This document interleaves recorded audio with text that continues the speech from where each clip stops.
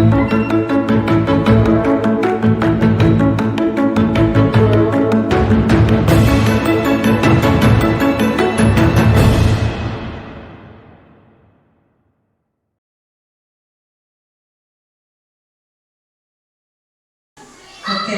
bismillahirrahmanirrahim. Assalamualaikum warahmatullahi wabarakatuh. Terima kasih Ibu Kepala Sekolah SDN 2 Awipari telah memberikan waktu kepada saya dan tempat untuk mendiseminasikan mengenai budaya positif di sekolah. Dan terima kasih juga kepada Ibu Bapak Guru yang telah memberikan waktunya untuk kegiatan saya. Mudah-mudahan apa yang saya diseminasikan ini menjadi manfaat tentunya untuk Ibu Bapak dan untuk saya. Kita awali diseminasi ini dengan ice breaking dulu ya, sebelum kita ke materi. Oke, kalau misalnya saya menyebutkan bersatu kali, berarti Ibu Bapak menjawab berdua kali, Kalau saya berkali-kali, berarti berciki, ya. Siap? Oke, bersatu kali, berdua kali, bertiga kali, berkali-kali, berciki, Oke, tepuk tangan buat semuanya. Oke, di sini saya akan mendiseminasikan mengenai budaya positif yang Ibu Bapak juga saya tentunya harus menjiwai budaya positif ini. Nah, apa itu budaya positif? Budaya positif ini adalah perwujudan dari nilai-nilai atau keyakinan universal yang diterapkan di sekolah. Seorang guru memiliki peran untuk membangun atau mewujudkan budaya positif di sekolah. Ini pengertian dari budaya positif.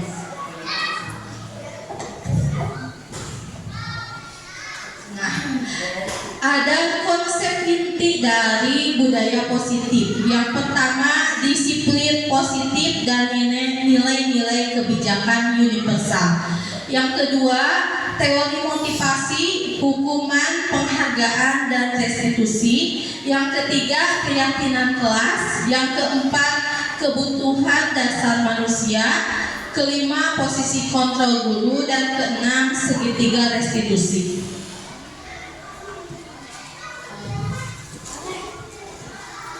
Nah, sekarang disiplin positif dan nilai-nilai kebijakan universal. Perubahan paradigma stimulus respon kepada pendekatan teori kontrol, ya. Nah, di sini stimulus responnya, realitas kebutuhan kita sama. Menurut teori kontrol, realitanya kebutuhan kita berbeda. Terus, semua orang melihat hal yang sama menurut stimulus respon. Namun menurut teori kontrol, setiap orang memiliki gambaran yang berbeda. Terus menurut stimulus respon, kita mencoba mengubah orang agar berpandangan sama seperti kita. Namun menurut teori kontrol, kita berusaha memahami pandangan orang lain tentang dunia. Terus stimulus respon, perilaku buruk dilihat sebagai suatu kesalahan. Menurut stimulus respon. Menurut teori kontrol, semua perilaku pasti memiliki tujuan. Kemudian, orang lain bisa mengontrol saya. Namun, menurut teori kontrol, hanya Anda yang bisa mengontrol diri Anda. Ya. Terus di sini, saya bisa mengontrol orang lain. Menurut teori kontrol, Anda tidak bisa mengontrol orang lain. Ya. Terus pemaksaan ada pada saat bujukan gagal, ya. Ketika bujukan gagal berarti di sana akan ada pemaksaan. Namun menurut teori kontrol, kolaborasi dan konsensus menciptakan pilihan-pilihan baru. Terus model berpikir menang kalah kalau stimulus respon. Kalau di teori kontrol, model berpikirnya menang-menang. Ya. Kemudian, disiplin positif dan nilai-nilai kebijakan universal. Disiplin berasal dari kata disiplin yang artinya belajar. Menurut Ki Hajar Dewantara, untuk mencapai kemerdekaan atau dalam konteks pendidikan saat ini, untuk menciptakan murid yang merdeka, syarat utamanya adalah harus disiplin. Ya, disiplinnya itu yang kuat. Disiplin yang dimaksud adalah disiplin diri yang memiliki motivasi internal. Jadi motivasinya dari dalam diri sendiri. Disiplin positif merupakan salah satu cara penerapan disiplin yang bertujuan untuk menumbuhkan kesadaran serta memberdayakan peserta didik tanpa imbalan atau reward atau ancaman atau hukuman. Kemudian nilai-nilai kebijakan universal. Nah di sini, nilai-nilai kebajikan universal, nilai-nilai yang disepakati bersama ya, lepas dari suku, bangsa, agama, bahasa maupun latar belakang. Nilai-nilai kebajikan adalah sifat-sifat positif manusia yang merupakan tujuan mulia yang ingin dicapai setiap individu.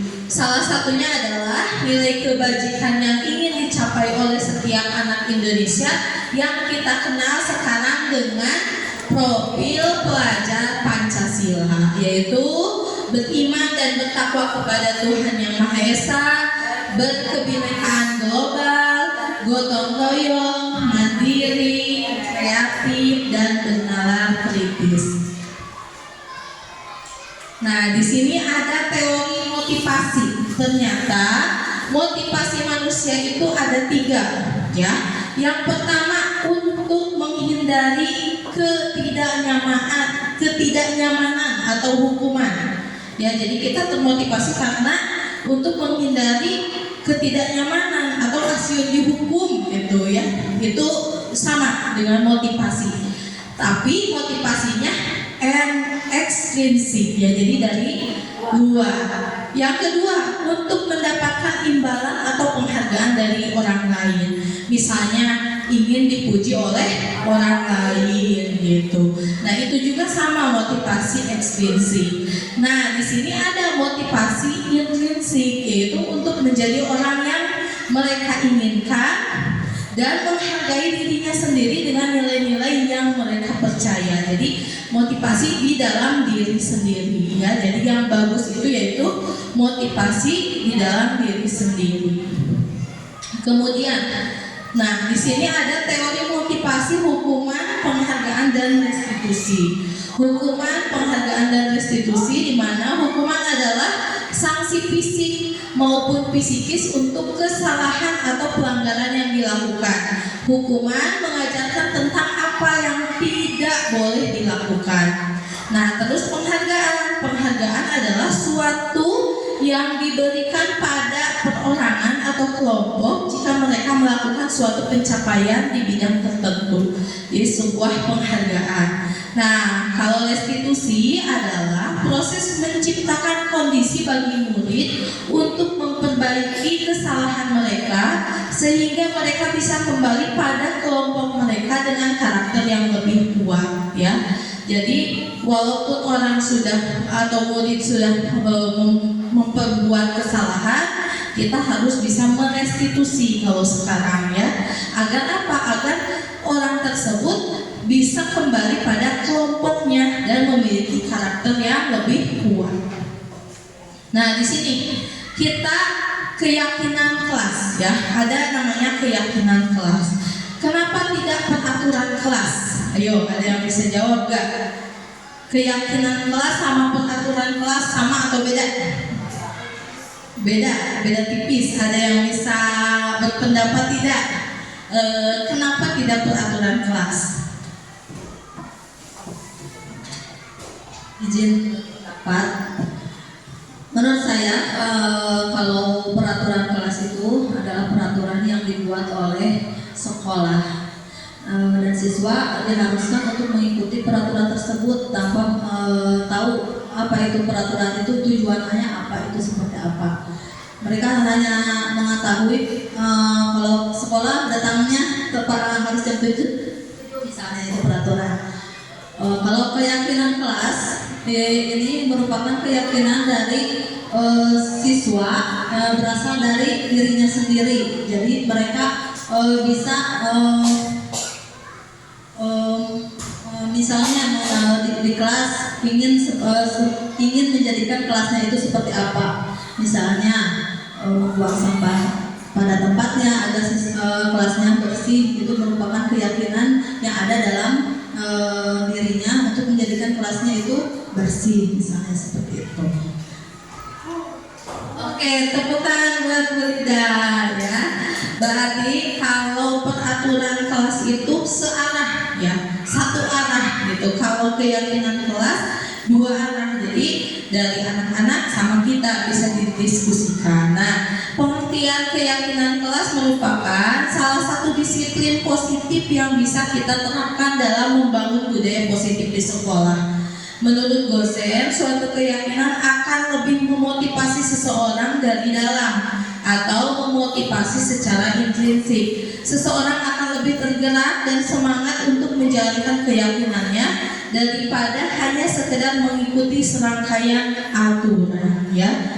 Jadi keyakinan kelas ya, kalau dulu peraturan kelas, nah sekarang diganti menjadi keyakinan kelas yang disusun bersama dengan anak-anak.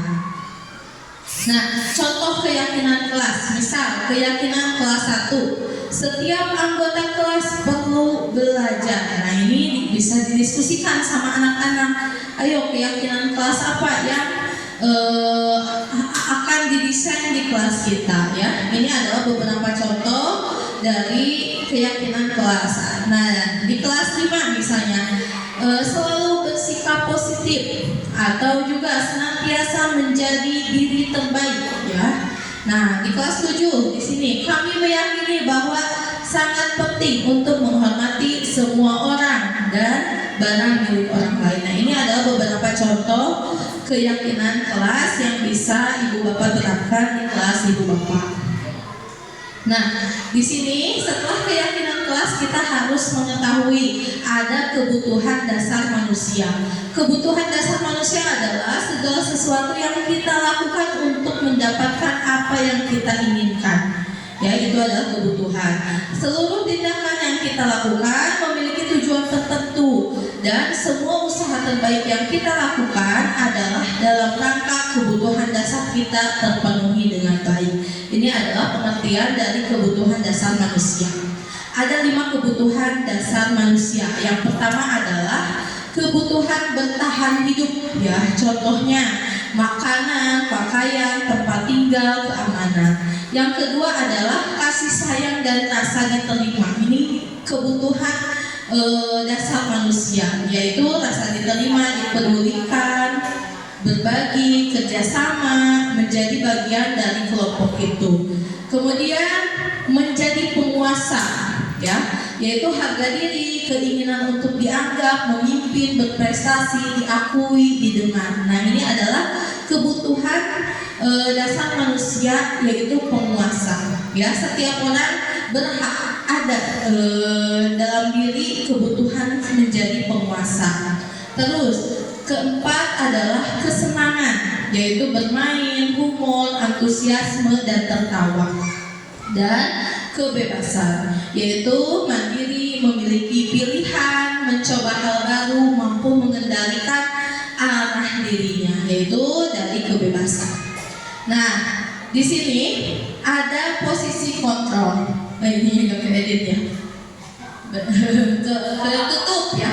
Judulnya posisi kontrol, yaitu sebagai penghukum, pembuat rasa bersalah, teman, pemantau, dan manajer. Di sini 5 posisi kontrol seorang guru ya. Kita akan lihat. Nah, contoh penerapan 5 posisi kontrol Nah, di sini ada kasus, saya memberikan sebuah kasus, siswa tidak memakai atribut lengkap saat upacara. Nah, posisi kontrol penghukum maka ke anak akan seperti ini. Hormat pada bendera 1 jam. Ya, itu adalah posisi guru sebagai penghukum. Terus pembuat rasa bersalah. Ya, di sini berapa kali ibu harus memberitahu kamu selalu saja mengecewakan ibu di sana. Itu jadi rasa bersalah gitu ya, itu adalah pembuat rasa bersalah. Kita ke anak misalnya kenapa gak ngerjain PR, atau misalnya ulah berisik ya, nanti ibu dimarahi sama kepala sekolah. Itu adalah tipe guru atau posisi kontrol guru sebagai pembuat rasa bersalah. Terus teman ya, di sini ayo dong ikut aturan sekolah, tolong bantu ibu ya, sekali ini tidak apa-apa, lain kali jangan diulangi. Nah, ini memposisikan guru kepada peserta didik sebagai teman. Nah, terus ada lagi pemantau ya. Contohnya, kamu sudah melanggar peraturan sekolah, kamu tahu konsekuensinya. Setelah upacara, kamu beli atributnya dan jangan diulangi lagi. Nah, kalau pemantau biasanya selalu memberikan peraturan ya, berisi data-data. Misalnya kamu sudah membuat kesalahan, konsekuensinya kamu harus membeli gitu ya. Jadi si guru itu udah tahu datanya. Terus manajer. Nah, kalau manajer, apakah kamu tahu kesalahanmu? Jadi ditanya si siswa itu ya, apakah kamu tahu kesalahanmu, supaya menyadari akan dirinya sendiri. Kira-kira bagaimana kamu memperbaiki kesalahanmu gitu. Jadi tanya kepada anak, menjadi seorang manajer itu seperti itu ya. Jadi ada 5 posisi kontrol, mana yang paling terbaik yang harus kita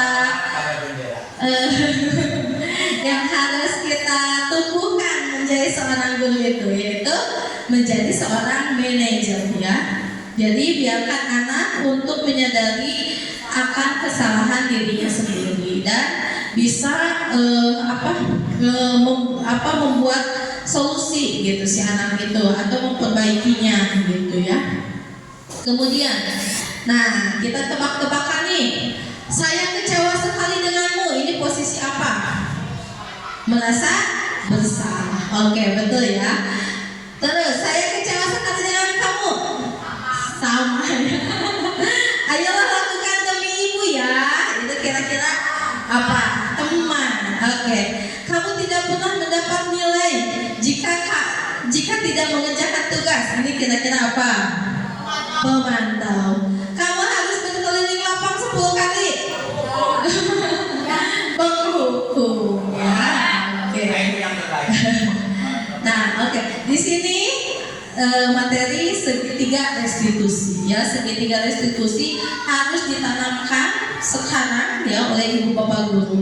Di segitiga restitusi ini ada 1, menstabilkan identitas. Yang kedua, validasi tindakan yang salah. Yang ketiga adalah menanyakan keyakinan. Kita mulai satu-satu. Nah, di dalam segitiga restitusi ini, poin pertama adalah menstabilkan identitas ya. Jadi misalnya ada anak yang mempunyai masalah, kita stabilkan dulu identitasnya.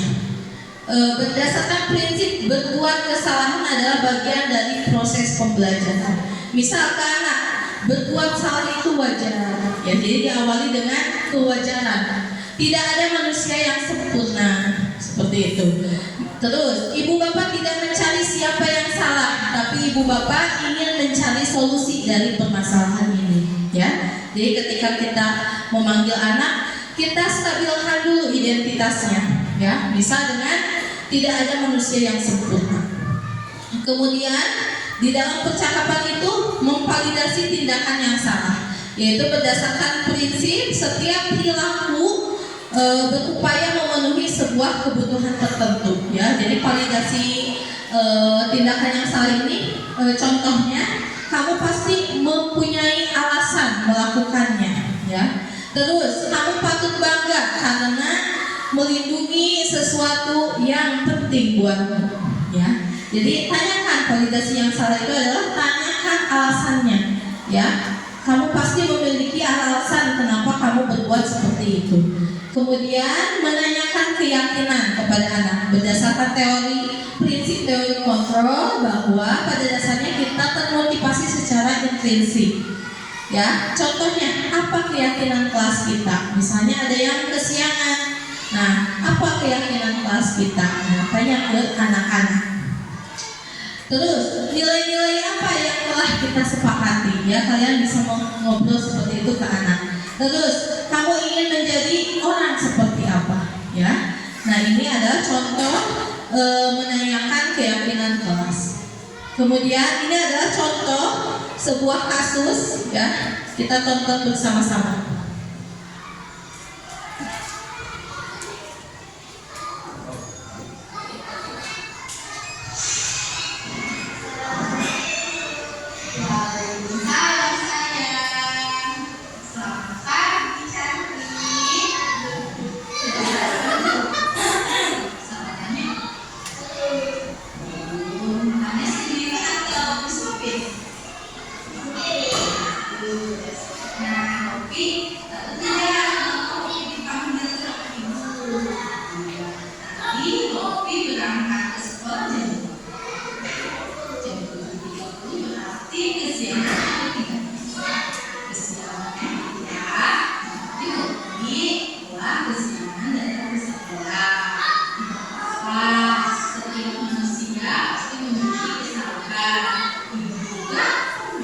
Nah, ini ada proses menstabilkan diri kita.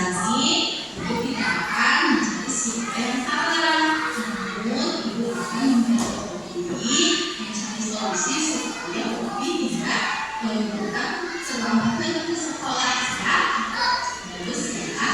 Coba Opi ingin tahu kenapa Opi bisa terlambat dalam sekolah. Nah, ini validasi tindakan yang salah. Ya. Memang tidur kemalaman ngapain aja? Main HP, terus main HP itu sampai jam berapa? Wow, malam sekali jam 10. Nah, berarti Opi sampai jam 10 main HP. Kira-kira main HP sampai malam itu perbuatan yang baik. Baik ya, kalau tidak baik maka sip, bagus ya. Berarti perlu diperbaiki ya. Nah, agar main HP tidak kemalaman dan tidak kesiangan, ya berarti harus diperbaiki ya. Nah, coba Opi masih ingat tidak keyakinan kelas kita dulu? Ini menanyakan keyakinan. Sip, bagus, pintar sekali Opi. Disiplin itu penting tidak buat kita? Bagus ya, disiplin itu penting sekali buat kita.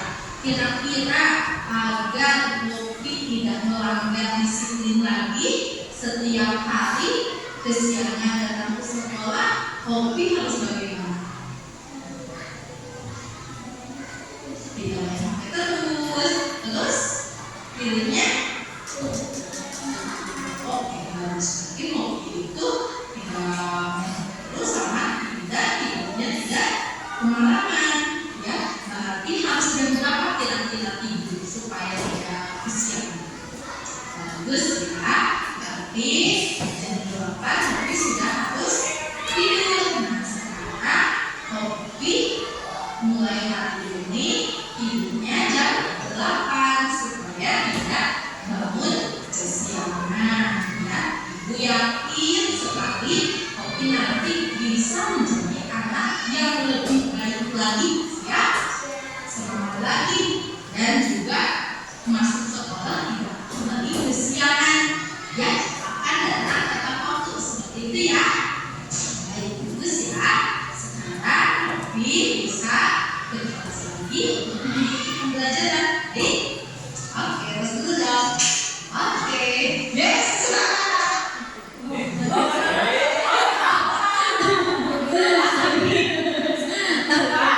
Nah, jadi ketika ibu bapak nanti menghadapi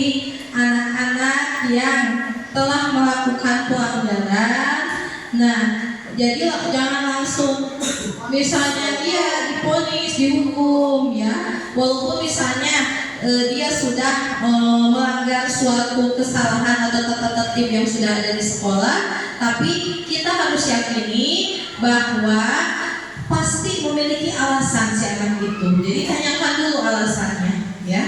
Mengapa anak itu bisa terlambat atau kenapa bisa tidak mengerjakan PR gitu ya, atau kenapa anak tidak memakai sepatu, pasti memiliki alasan. Nah, kita harus mendengarkan alasan anak tersebut ya. Tapi sebelum kita ke alasan, kita harus menstabilkan dulu identitas supaya ketika si anak itu identitasnya gagal ya, kita ubah menjadi identitas sukses gitu.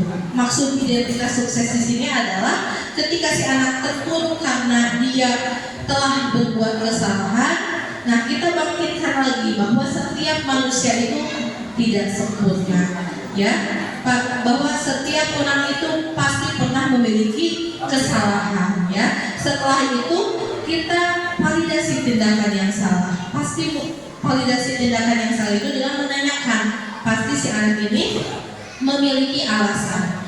Setelah memiliki alasan, kita tanya keyakinannya ya, bahwa dengan dia sudah membuat kesalahan itu, kira-kira dia sudah melanggar apa. Jadi jangan langsung kamu melanggar terlambat, jangan seperti itu. Tapi kita langsung tanya keyakinan yang mana yang telah kamu langgar, misalnya disiplin atau terlambat sekolah, nah seperti itu. Terus tanyakan lagi ke siswa, harus bagaimana ini. Jadi tidak langsung kita yang menghukum. Nanti biar anak menyadari sendiri dengan pertanyaan yang kita buat ke anak ya, bagaimana memperbaikinya, misalnya seperti itu ya. Terima kasih Ibu Bapak telah menyempatkan waktunya. Di sini saya akan menyimpulkan bahwa membentuk budaya sekolah dengan berfokus pada kebutuhan murid dan pertumbuhan karakter positif bukanlah hal yang mudah ya, tetapi kita berhasil melaluinya dan merencanakannya yang terbaik untuk murid dan sekolah. Buah dari kerja keras ini dapat terlihat ketika kita menyadari bahwa murid kita telah tumbuh menjadi seorang dewasa yang sukses di pekerjaan, di kehidupan, dan relasinya dengan orang lain, dengan karakter yang memiliki integritas tinggi, bertanggung jawab dan dapat diandalkan, berbudi pekerti luhur dan bermanfaat bagi lingkungan dan negara. Terima kasih Ibu Bapak telah menyempatkan diseminasi yang telah saya lakukan. Nah, sebelum kita tutup, di sini ada tidak yang ingin mendiskusikan mengenai materi yang telah saya sampaikan? Atau ada yang bisa menyimpulkan dari materi, atau adakah yang menarik dari materi yang telah saya sampaikan?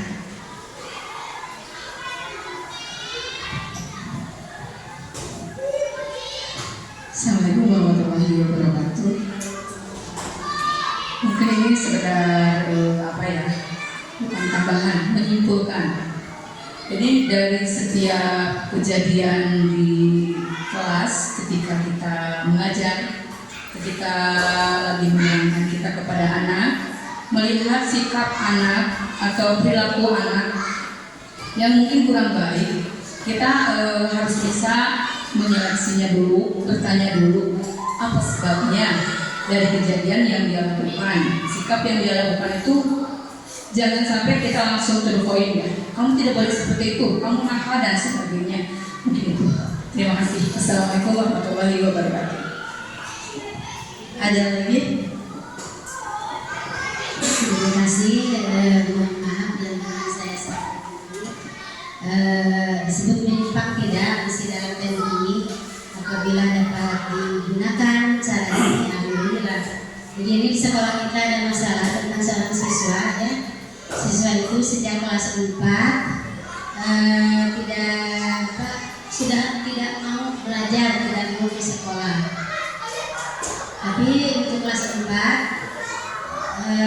upaya guru telah terlihat bahwa terhadap siswa tersebut dikasih tugas melalui WA, melalui tugas yang diberikan berupa lembaran tugas ataupun melalui WA tadi.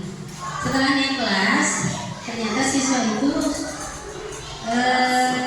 lebih tidak mau hadir, bahkan tidak belajar karena tidak difasilitasi untuk proses pembelajarannya.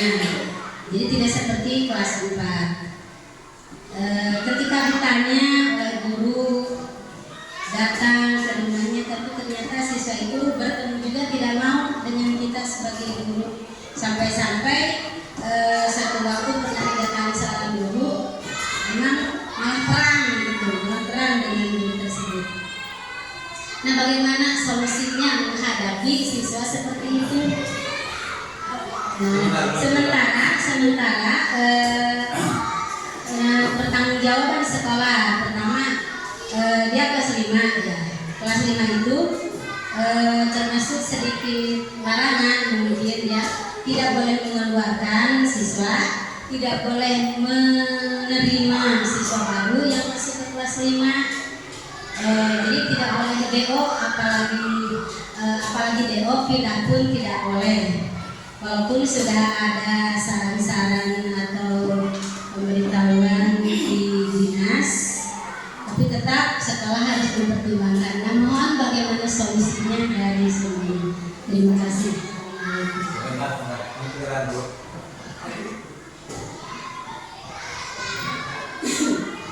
Assalamualaikum warahmatullahi wabarakatuh. Saya tidak akan menjawab, hanya memberikan apa yang disampaikan oleh Ibu. Satu, waktu kelas 4 ada sarana atau fasilitas bagi guru.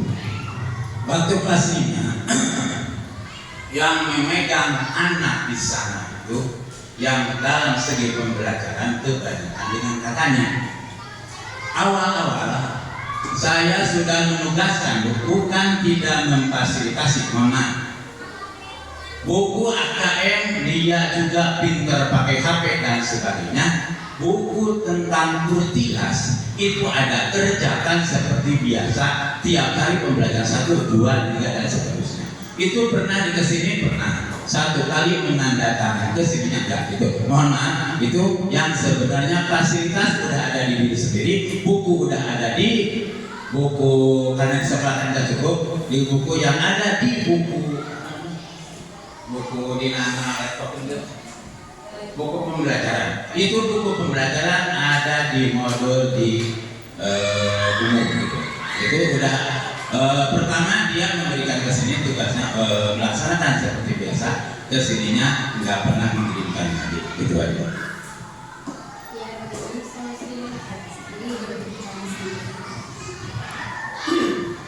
Mungkin tambahan sebenarnya kalau solusi mungkin kita sudah memberikan sekolah sudah memberikan yang terbaik kepada peserta didik kita ya, seperti pemberian tugas dan segala macam kan, itu bisa diantar, bisa lewat WA dan sebagainya. Kemudian kita kembalikan lagi pada orang tuanya, maksudnya harus ada timbal balik antara sekolah dengan orang tua.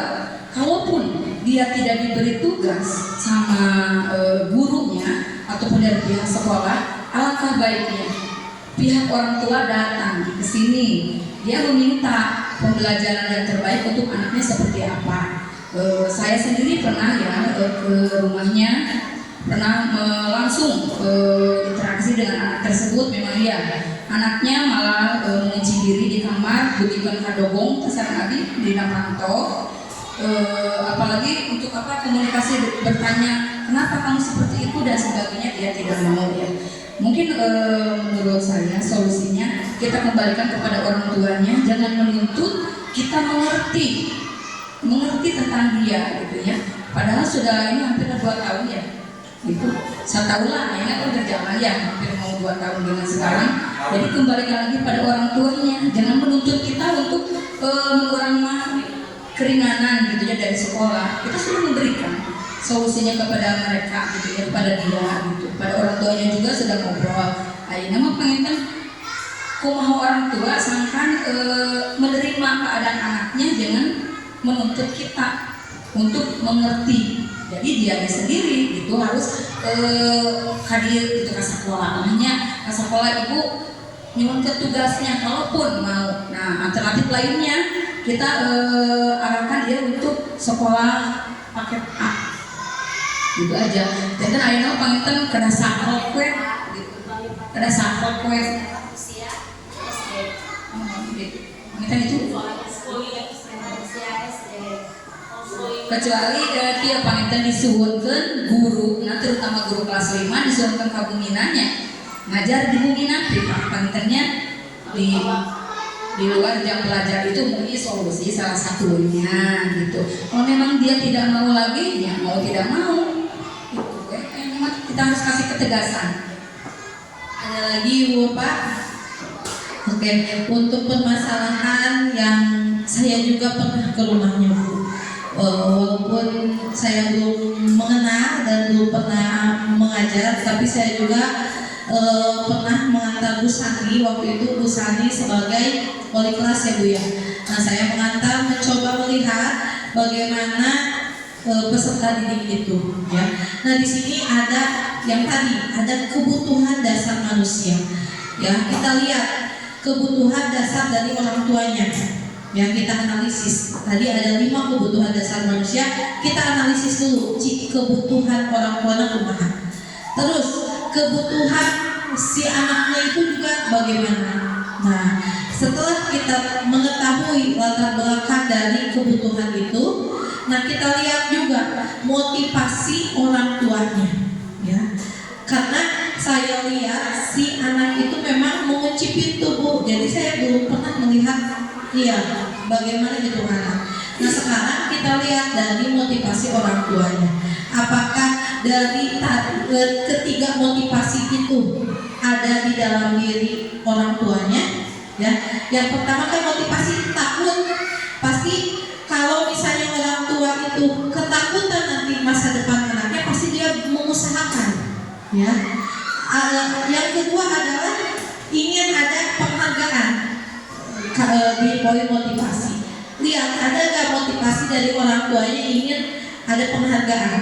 Kalau saya lihat tidak ada ya Bu. Rasa takut juga tidak ada.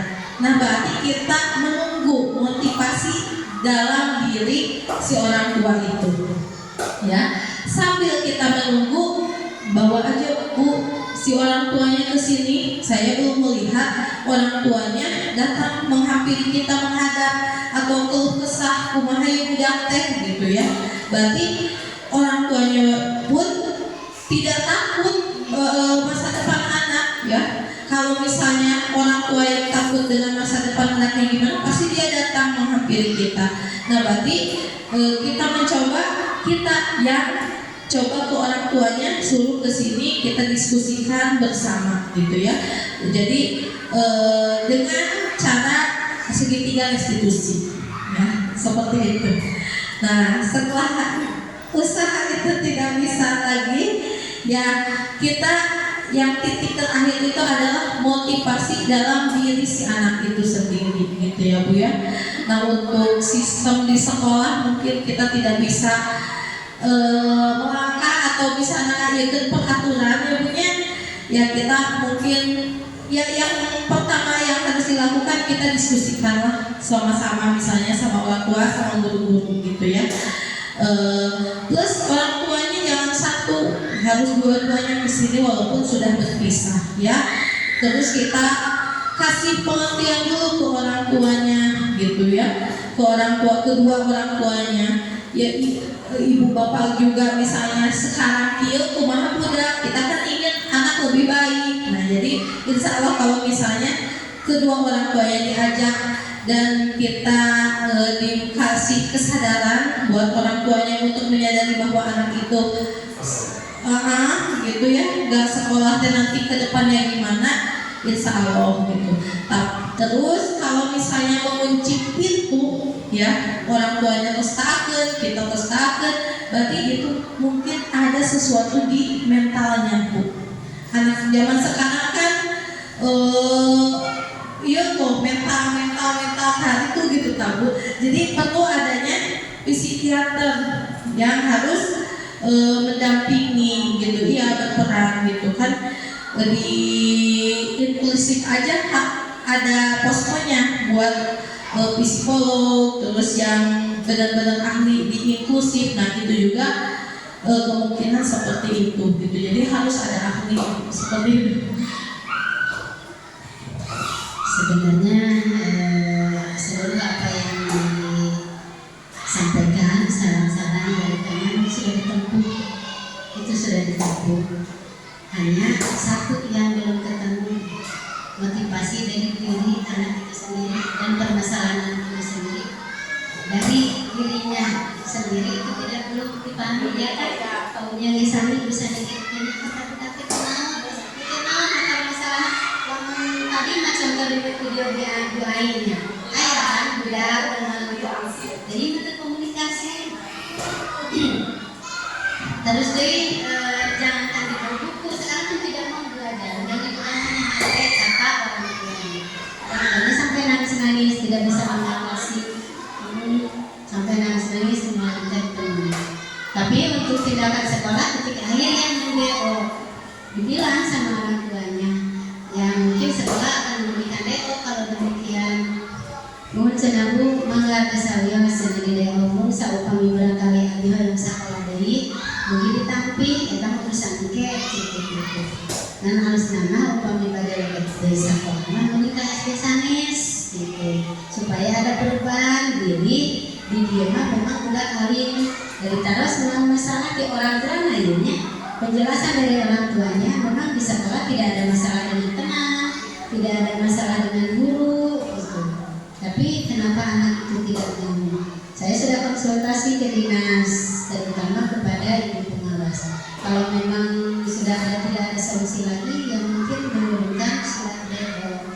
Nah yang saya khawatirkan ini baru dari pengawas yang saya khawatirkan kan tidak boleh mendeo anak SD gitu kecuali diusir perguruan tinggi kan SD mengusir suatu belajar itu yang menjadi berat pertimbangan bagi sekolah tapi insya Allah akan dibicarakan kemarin juga merencanakan mau ketemu sama Pak Kabid SD tapi kebetulan sedang dihubungi beracara belum sempat ya jadi semua tahu ya bahwa ibu sudah berusaha untuk menangani anak itu minimal waktu sekarang menunggu sampai selesai ARBK saja dulu. ARBK kan tidak boleh ganti siswa, nah kecuali ya syarat itu kurang-kurang yang tidak boleh itu ada pindah keluar musim. Itu terima kasih atas saran-sarannya. Mudah-mudahan dapat segera menyelesaikan permasalahan dari siswa tersebut. Terima kasih. Assalamualaikum warahmatullahi wabarakatuh.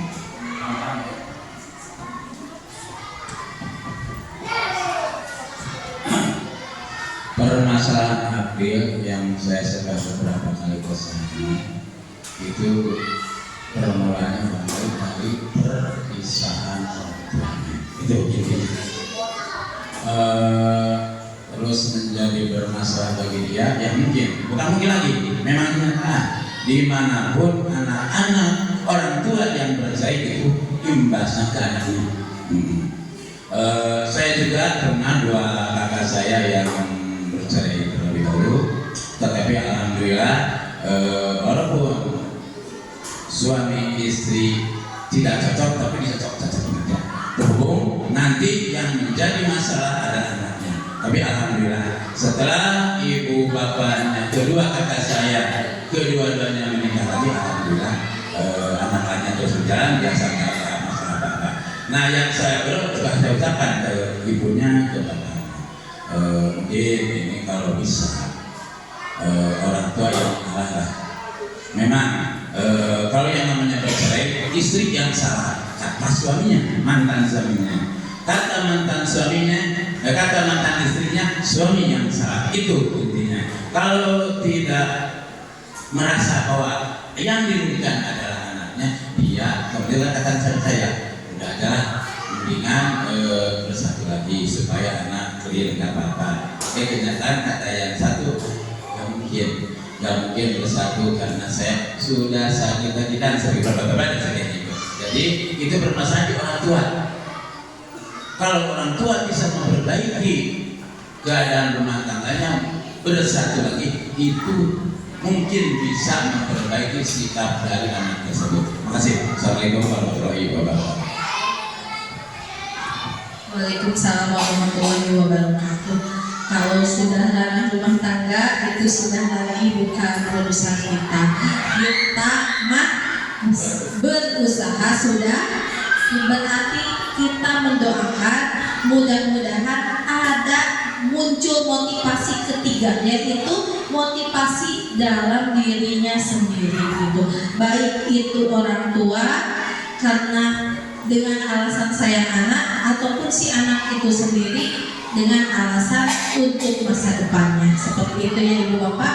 Saya yakin semua di sini Ibu Kepala, Ibu Bapak Guru sudah berusaha yang terbaik untuk menyelamatkan masa depan anak. Akan tetapi ada batasan yang tidak bisa kita langkahi dengan begitu saja, gitu ya. Nah seperti itu. Terima kasih Ibu Bapak dengan tambahannya, dengan pendapatnya, dan juga dengan pertanyaan dan permasalahan yang sudah kita lalui. Mudah-mudahan apa yang saya sampaikan dan Ibu Bapak pahami, mudah-mudahan dapat kita lakukan ya untuk ke semua murid kita demi masa depan murid kita di masa yang akan datang. Tugas kita adalah menuntun anak kepada keselamatan dan kebahagiaan nanti di masa depannya. Terima kasih. Wassalamualaikum warahmatullahi